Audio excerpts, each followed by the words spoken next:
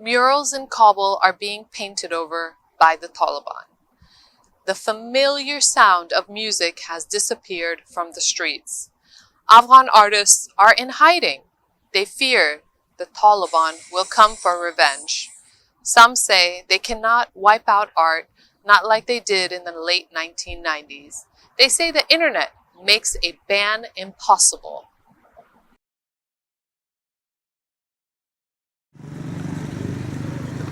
The guns have fallen silent in Afghanistan. So have these instruments. Afghanistan's once thriving music scene has been throttled. This is the National Institute of Music. The classes here are empty. No teachers, no students. Only Taliban fighters flaunting their disdain for the art. We are not interested in listening to these things. I don't even know what these items are. Personally, I've never listened to them and I'm not interested. Music is one of the many casualties of the Taliban's return. They consider it un-Islamic. During their first regime, all kinds of music was banned. No such ban has been announced this time. But musicians are not taking the chance. They are switching jobs, fleeing, or stowing their instruments away. I feel so bad right now for all the artists and musicians in Afghanistan who are told to stop singing and stop playing music and find another career for themselves. It's very unfortunate. I mean, this can only be because Taliban are not friends of Afghanistan. They're our enemies. Only enemy would want to destroy your history and your music. The last 20 years were the renaissance of Afghan music. You could hear it walking through Kabul.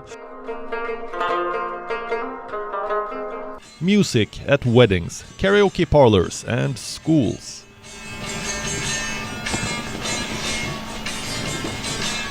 Not anymore. The streets are silent. Karaoke parlors have shut down and music schools are empty. Is there any truth to the Taliban's claims? Is music really un-Islamic? Look no further than the rich Sufi tradition. Music is their means of connecting with God. How can something so pure be un-Islamic? The Taliban's disdain for music is an example of their bigotry. It's not about culture or religion. It's about crushing freedom, and it goes beyond music. The Taliban also hates movies, paintings, and poetry. Well, what about their own graffiti then? Don't ask. Most Afghan artists have fled Afghanistan, like this painter, the founder of Art Lords. He's speaking under the pseudonym Farshad. His group once painted walls all over Kabul. They covered the city with progressive messages on peace and women's rights. Now he's living in France, watching on with disappointment as his work is painted over. Being painted over by Taliban, it was a bit disappointing because our message was a message of peace, tolerance, and at the same time most of our murals were to fight corruption, to fight impunity, to counter narcotics, and for human or women rights. Unlike last time, Afghans aren't helpless. Painting over walls will not destroy art. It's the era of the internet. One click and they can access art all around the world. Afghanistan now people, they have access to internet, and all the world is a click away from them. So it would be really hard for the Taliban actually to impose or sanction art in Afghanistan, because people will access music, they will access film, they will access paintings, whatever they like in terms of art. Here's an example of that power.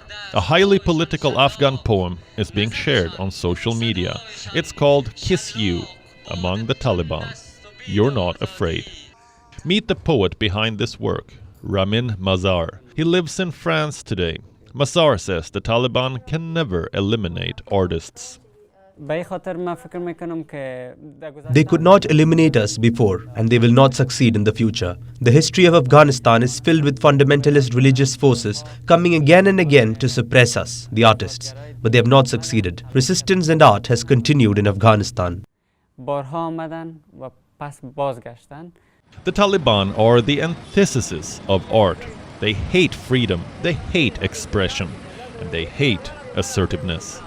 These instruments may go silent, these walls may be painted over, but the spirit of Afghan art can never be caged.